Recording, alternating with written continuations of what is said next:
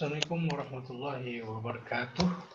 Kembali lagi kita hari ini dalam kesempatan yang berbahagia ini kita melaksanakan perkuliahan daring secara online. Hari ini Bapak akan menyampaikan materi tentang metodologi studi Islam yang mana topiknya adalah dinamika perkembangan studi Islam baik di Timur, Barat maupun di Indonesia. Nah, kemarin sudah kita pelajari tentang apa itu epistemologi dalam studi Islam. Sekarang yang kita bahas adalah mengenai dinamika perkembangan studi Islam di Barat, Timur, dan di Indonesia. Nah,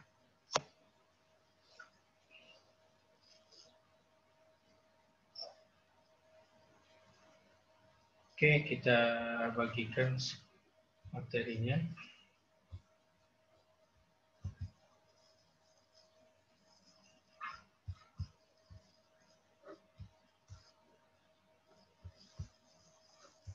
Materinya.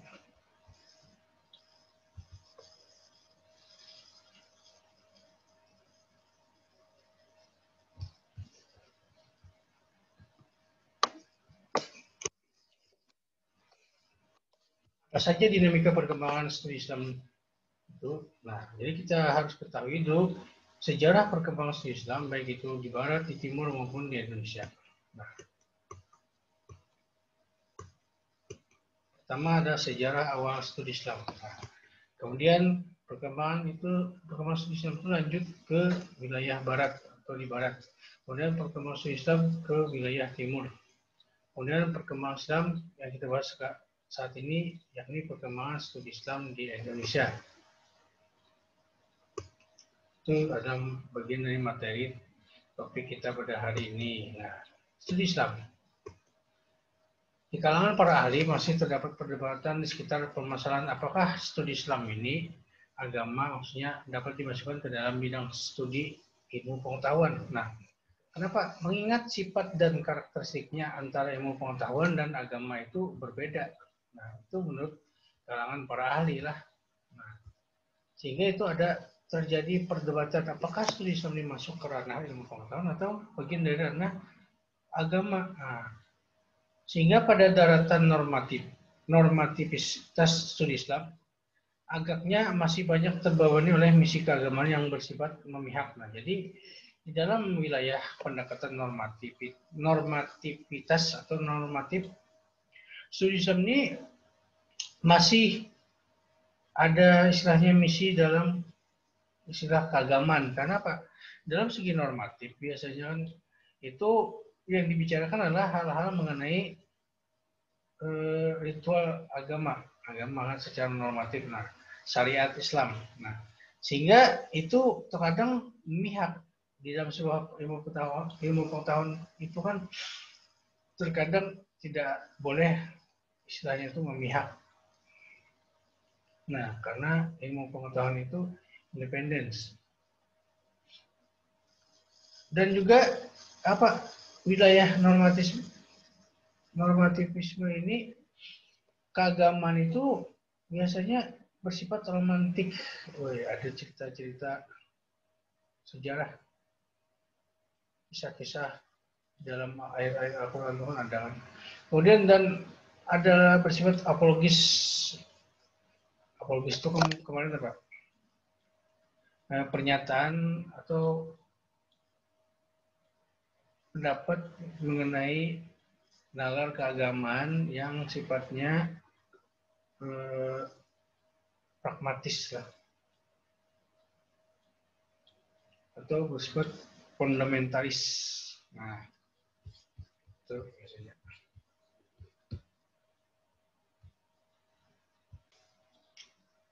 Atau istilahnya apologis itu paham yang mana menyangkut pembelaan terhadap iman secara ilmiah atau pemahaman keagamaan, membela pemahaman keagamaan secara ilmiah terhadap serangan-serangan para tokoh filsafat biasanya. Nah, itu namanya apologi. Nah, apologis. Sehingga kadar muatan analisis kritis dan metodologisnya serta historisnya hampir dan empiris, salah tulis itulah empiris. Sehingga kadar muatan analisis kritis, metodologis, historis maupun empirisnya, terutama dalam menelaah teks-teks dan naskah-naskah keagamaan, produk sejarah terdahulu kurang begitu ditonjolkan. Nah, jadi bila melihat secara normatif, maka secara secara normatif tadi misi keagamaan itu hanya bersifat memihak.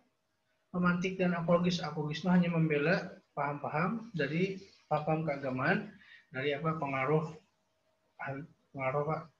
filsafat itulah.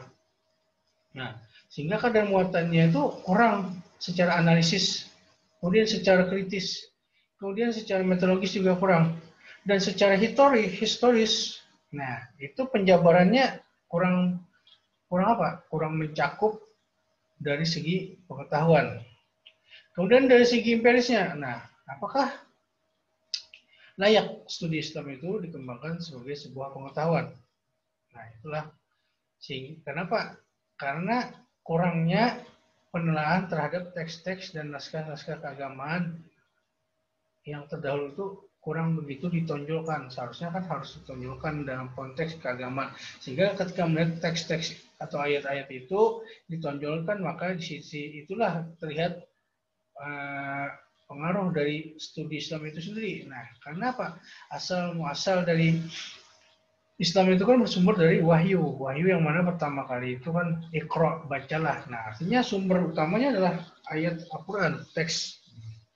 Maka ketika ditonjolkan ayat-ayat itu atau naskah-naskah dalam teks keagamaan itu, maka akan menjadi pelopor dalam ilmu pengetahuan. Nah, sehingga studi Islam itu semakin berkembang. Nah, kalau ini kada jadi permasalahan perdebatan karena kurang ditonjolkan, itulah yang dianggap para ahli itu masih terdapat perdebatan apakah studi Islam ini layak disebut sebuah bidang ilmu pengetahuan atau hanya sebagai bagian dari sisi keagamaan. Kecuali dalam lingkungan para peneliti tertentu yang masih sangat terbatas. Nah, jadi hal ini hanya terbatas pada kalangan para peneliti yang menganggap bahwa studi Islam itu merupakan bagian dari ilmu pengetahuan. Kemudian sejarah awal dari studi Islam. Studi Islam itu berlangsung semenjak awal pertumbuhan Islam pada masa Nabi. Nah, pada masa Nabi Muhammad lah. Nabi bersama para sahabatnya melakukan dan mempraktekkan studi Islam dalam berbagai bentuk, yaitu misalnya Nabi itu kan khutbah, itu bagian dari studi Islam. Kemudian melakukan dialog keagamaan, misalnya tentang apa? Tentang hari kiamat, diskusinya tentang dosa dan ritual keagamaan lainnya. Dalam forum-forum diskusi, biasanya Nabi mengadakan halaqah, istilah majelis taklim kalau sekarang lah. Pada masa ini, studi Islam belum menemukan format yang baku. Nah, jadi pada masa ini, format baku dalam studi Islam itu apa? Belum ada kurikulum yang sistematis dan juga belum diatur secara rapi dan struktur. Maksudnya pada masa Nabi lah. Nah, pada masa Nabi itu belum ada, misalnya kan kalau sekarang kan kuliah ada istilah ilmu hadis, ilmu Al-Quran, usul fikih itu sudah sistematis dan terstruktur. Kalau zaman Nabi nggak ada istilah nama-nama atau pengklasifikasikan ilmu pengetahuan itulah kayak fikih, tasawuf, tauhid itu tidak ada. Nah, jadi formatnya tidak baku, dan tidak tersusun secara rapi. Karena apa? Karena pada masa Nabi itu masih wahyu itu masih turun secara berangsur-angsur. Adapun aspek penting dari studi Islam itu apa? Yang tidak bisa diabaikan dalam masa keemasan Islam adalah perpustakaan. Jadi secara tidak langsung aspek yang paling menonjol dalam perkembangan sejarah Islam itu apa? Dan yang menyebabkan masa keemasan Islam itu adalah perpustakaan. Karena dengan adanya perpustakaan itu, maka itu membuktikan bahwa pengetahuan Islam itu luar biasa. Khazanah ilmu pengetahuan pada masa kejayaan Islam itu memiliki keunggulan tersendiri lah pada masanya. Nah, perpustakaan menjadi perpustakaan dengan segala jenisnya dikenal dengan beberapa nama. Misalnya pada zaman apa tuh dinasti itu kan, zaman sahabat, zaman khalifah itu ada dar rumah, bait dan khizanah gudang, nah, nama-nama istilahnya lah. Kemudian digabungkan dengan kata al-ilm, pengetahuan, al-hikmah, kebijaksanaan, dan al-kutub, buku. Jadi dar al-hikmah atau dar al-ilm. Nah, jadi rumah pengetahuan. Perpustakaan pada awalnya dibangun sebagai bagian dari lembaga wakaf. Nah, lembaga wakaf pertama adalah Madrasah Abu Hanifah dan Madrasah Nizamiyah di Baghdad. Jadi pertama kali perpustakaan itu dibangun pada masa kerajaan dinasti Abbasiyah. Nah, itu akhirnya Bapak perguruan tinggi bernama Nizamiyah di Baghdad itulah, nah, madrasah istilahnya. Nah, situ ada perpustakaan yang bernama Dar Al-Kutub, jadi rumah buku. Nah, kemudian selanjutnya disebut Khizanah Al-Kutub, gudang buku. Nah, itu contoh salah satu perkembangan lah. Kemudian kita bahas lagi tentang perkembangan studi Islam di Barat. Apa saja? Nah, perkembangan studi Islam di Barat itu misalnya terjadi karena adanya apa? Adanya kontak dengan dunia Muslim. Itu salah satunya ketika bangsa atau Islam itu mengalami masanya pada masa dinasti Umayyah yang berada di Andalusia. Nah, itu terutama bangsa Barat itu banyak menyadur atau belajar ke dunia Islam itu di kerajaan Andalusia. Nah, itu ada istilahnya perpustakaan di Andalusia itulah yang tempat langsungnya pendidikan. Nah, bangsa-bangsa Barat terutama yang ada di Spanyol dan sekitarnya itu mereka dengan tekun dan gigih belajar kepada orang-orang Islam atau ulama-ulama atau intelektual pada masa dinasti Umayyah itu belajar untuk mencari ilmu pengetahuan. Nah, dari situ mereka sudah melakukan kontak dengan dunia Muslim. Kemudian yang kedua adalah ketika terjadinya perang salib, di mana para pasukan salib itu memasuki wilayah Timur Tengah, itu mereka melihat dengan sendirinya dengan mata kepala mereka sendiri bahwa kebesaran umat Islam itu luar biasa dari segi apa kemegahan arsitekturnya, teknologinya, kemudian pengetahuannya, terutama pada masa dinasti Abbasiyah. Nah, kontak Islam dengan Barat ini dapat dikelompokkan menjadi dua fase. Pertama, di masa kejayaan Islam abad ke-8 Masehi. Nah, di Spanyol itu kalau lihat misalnya, dan kemudian pada abad ke-15. Kedua, di masa Renaissance. Nah, itu kan di Spanyol itu ada abad ke-8 dan ke-13. Kemudian yang kedua di masa Renaissance atau runtuhnya Muslim, di mana Barat yang berjaya selama abad ke-16 sampai sekarang. Nah, itulah. Nah, kemudian yang kedua tadi itu di masa Renaissance atau runtuhnya Muslim, di mana Barat yang berjaya selama abad ke-16 sampai sekarang. Nah, berjaya lah. Islam kalah pada masa itu.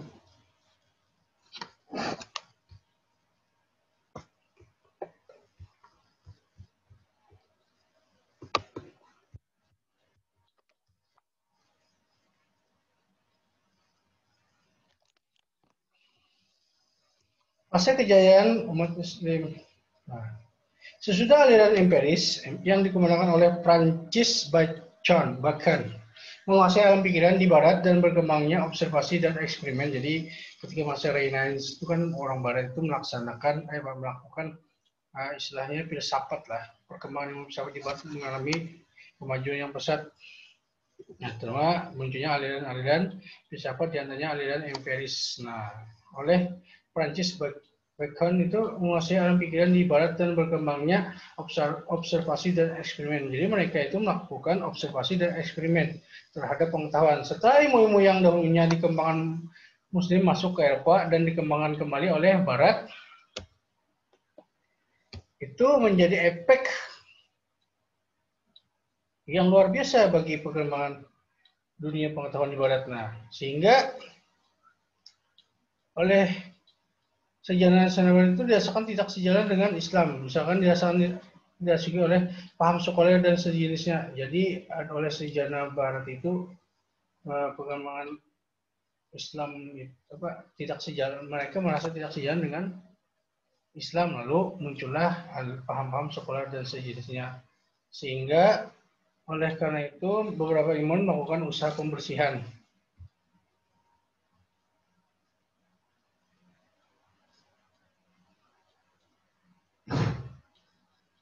Nah, jadi oleh sejarah Islam kan adanya perkembangan ilmu sekuler tadi menyebabkan paham-paham Barat itu menjadi sebuah kendala dalam perkembangan Islam itu sendiri, karena adanya paham sekuler dan sejenisnya, sehingga oleh orang Islam itu melakukan pembersihan.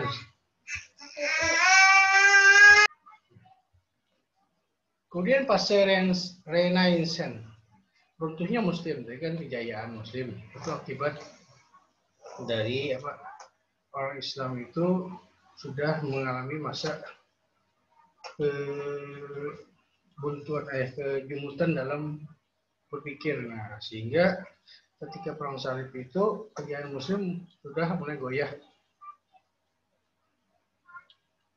Nah, kemudian masa Renaissance, itu runtuhnya Muslim. Nah, pada abad ini Eropa menguasai dunia untuk menjadi mata perdagangan. Nah, setelah terjadi perang salib itu kan orang Kristen itu mengalami kekalahan secara fisik maupun material. Namun secara pengetahuan mereka unggul. Karena apa? Mereka mendapat dari keuntungan perang salib itu, yakni transfer pengetahuan itu sendiri.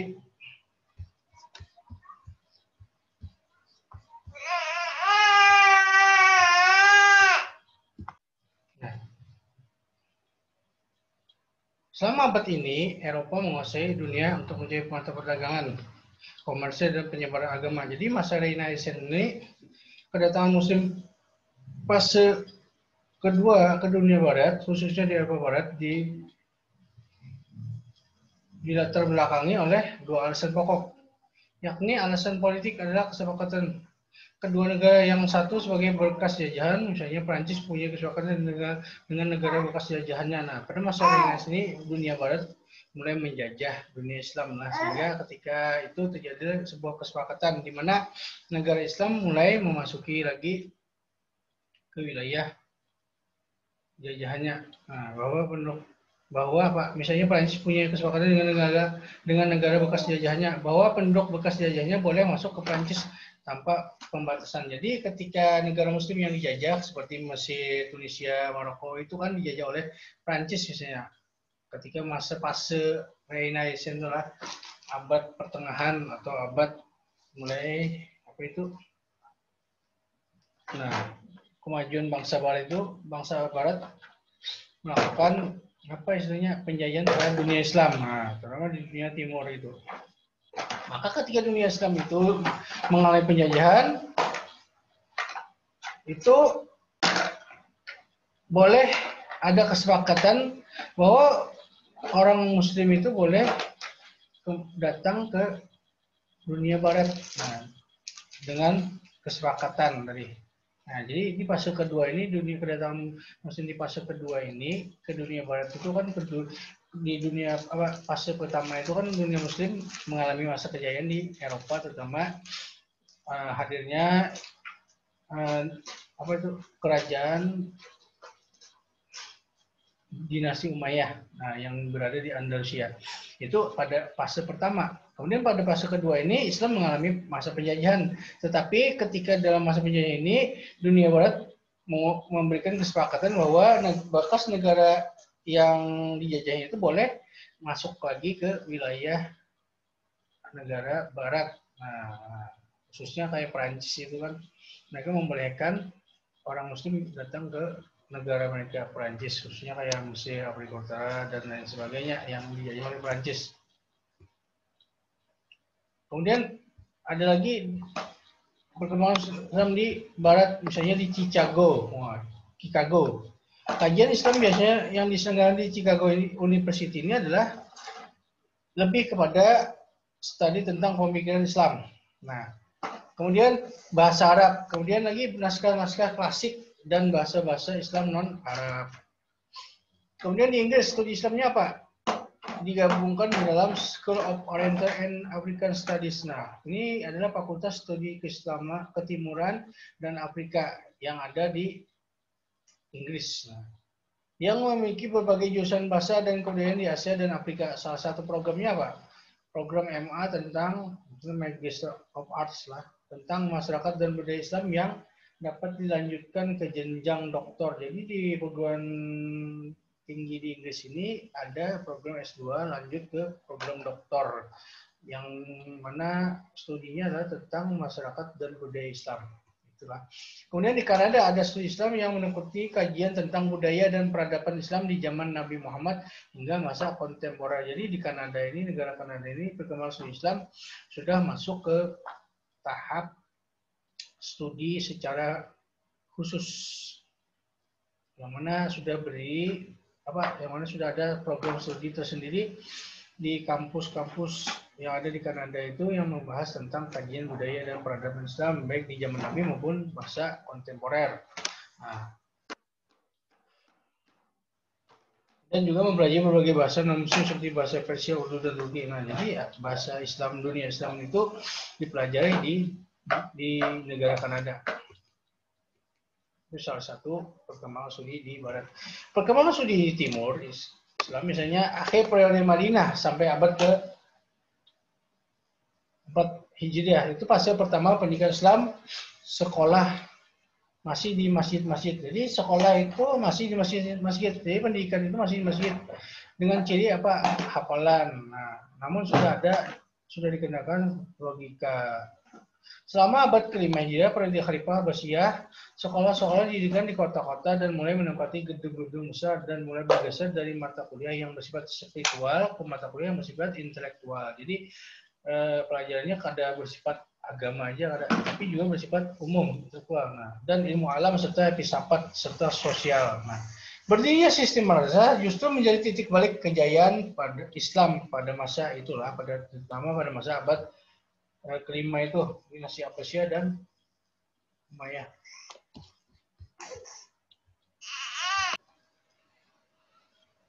Jadi pada masa dinasti Abbasiyah ini banyak berdiri sekolah-sekolah serta perguruan tinggi lah.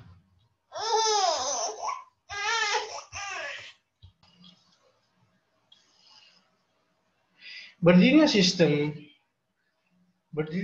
madrasah justru menjadi titik balik kejayaan Islam di masa dinasti Abbasiyah. Itu perkembangan studi Islam di Timur lah. Sebab madrasah dibiayai dan diprakarsai oleh negara. Kemudian madrasah menjadi alat penguasa untuk mempertahankan doktrin-doktrin tertentu oleh kerajaan Fatimiyah di Kairo. Pengaruh Al-Ghazali pada abad ke-11 Masehi disebut sebagai awal terjadinya pemisahan ilmu agama dengan ilmu umum. Nah, pada masa dinasti Abbasiyah hingga dinasti Fatimiyah itu madrasah itu kadang menjadi sebuah alat penguasa untuk mempertahankan doktrin-doktrinnya, misalnya dinasti Fatimiyah yang ada di Mesir. Itu sekolah atau bahasa ini dijadikan tempat perkembangan paham-paham mazhab, dan lain sebagainya. Misalnya mazhab Syiah itu berkembang pada masa dinasti Fatimiyah di Mesir. Nah, itu peran pentingnya adalah madrasah. Terutama kampus Al-Azhar itu dulu dikuasai oleh Syiah.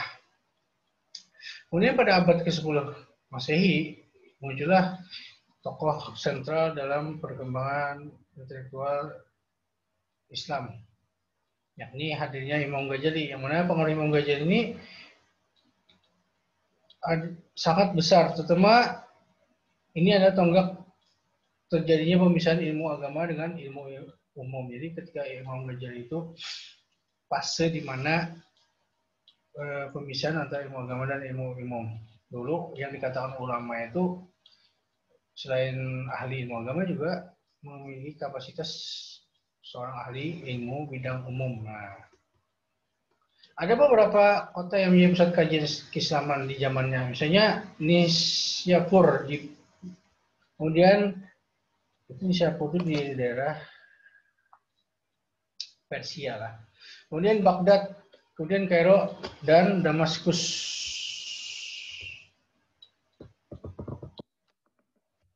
Serta Jerusalem. Ada 4 perguruan tinggi tertua di dunia Muslim, yakni Nizamiyah di Baghdad, Al-Azhar di Kairo. Jadi pertama itu Nizamiyah di Baghdad, kemudian Al-Azhar di Kairo, kemudian Cordoba, kemudian Kairawan Amir Nizam Al-Muluk di Maroko. Jadi 4 perguruan tinggi tertua di dunia. Yang masih bertahan itu Al-Azhar itulah sampai sekarang.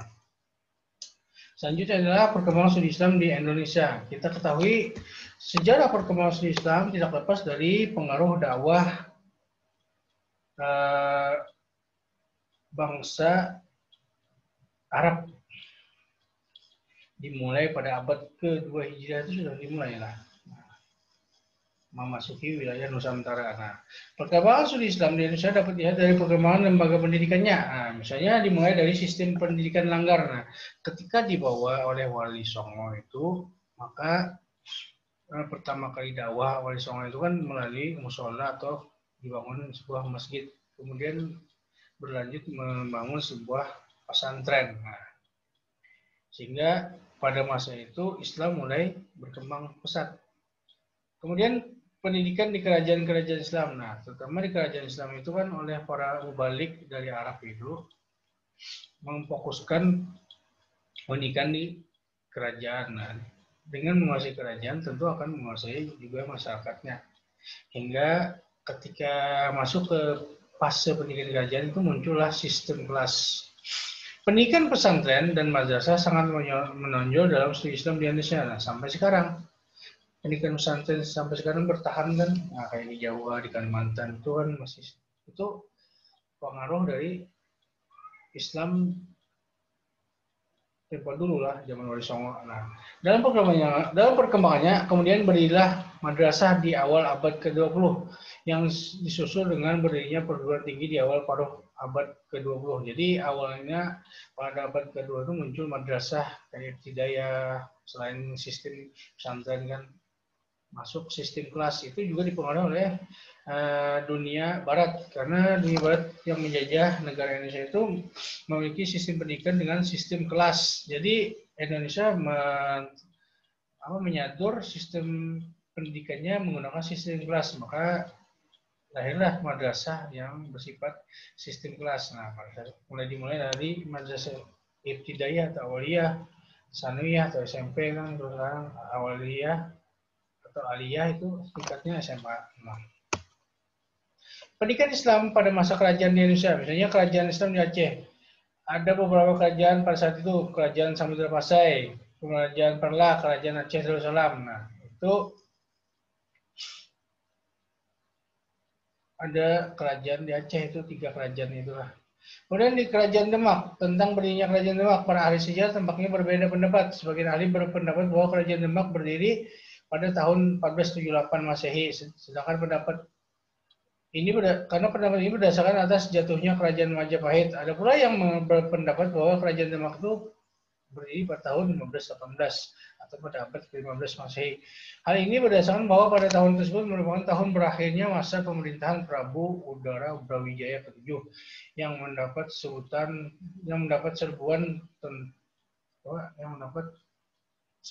tentang Raden Patah dari Demak.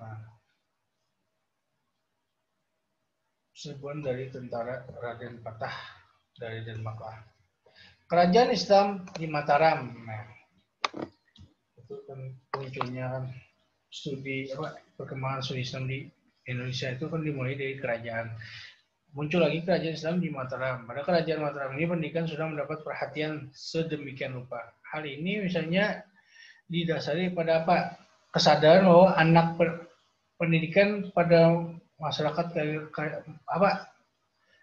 hari ini tertanam kesadaran bahwa pendidikan anak itu sangat penting di masyarakat. Nah, meskipun tidak ada semacam undang-undang wajib belajar, tapi anak-anak pada masa itu sudah diharuskan belajar dan mengaji di desanya atas kehendak orang tuanya. Jadi orang dulu disuruh orang tuanya bahkan wajib lah mengaji, istilahnya mengaji Al-Quran dulu. Nah, Al-Quran, kemudian lanjut ke tauhid, fikih, dan tasawuf. Kemudian kerajaan Islam di Banjarmasin. Nah, kerajaan Islam di Banjarmasin ini salah satu kerajaan di Indonesia lah. Ada banyak disebutkan di sini lah. Tentang berdirinya kerajaan Islam Banjar ini menurut Dr. Ranus Idwar Saleh, ia menyebutkan bahwa berdirinya pada tanggal 24 September tahun 1926 Masehi, 2 hari sebelum Hari Raya Idul Fitri. Nah, sesudah Pangeran Samudra yang kemudian berganti nama dengan Sultan Suranusa menang perang dengan Pangeran Tumenggung di negara Daha. Jadi berdirinya kerajaan Banjar itu ketika Pangeran Samudra itu berhasil mengalahkan Pangeran Tumenggung di negara Daha, pamannya sendiri. Nah, itulah sekelumit dari sejarah perkembangan Islam di Indonesia, terutama melahirkan kerajaan-kerajaan Islam itulah yang menjadi tonggak awal perkembangnya studi Islam di Indonesia. Nah, sehingga melahirkan beberapa sistem pendidikan, misalnya pesantren, madrasah, dan terakhir adalah sistem perguruan tinggi. Nah, kayak lahirnya IAIN, UIN. Nah, kesimpulannya, ketika Islam dilihat dari sudut pandang normatif, Islam merupakan agama yang di dalamnya berisi ajaran Tuhan yang berkaitan dengan urusan akidah. Nah, itu kalau dilihat dari segi normatif.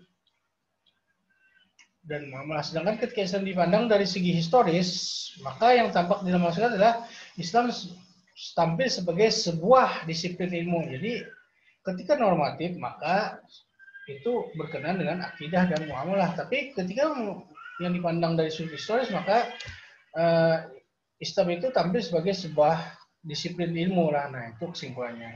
Demikian yang bisa dapat Bapak sampaikan. Mohon maaf kalau ada salah kata dan kekurangan. Wabillahi taufiq wal hidayah. Wassalamualaikum warahmatullahi wabarakatuh.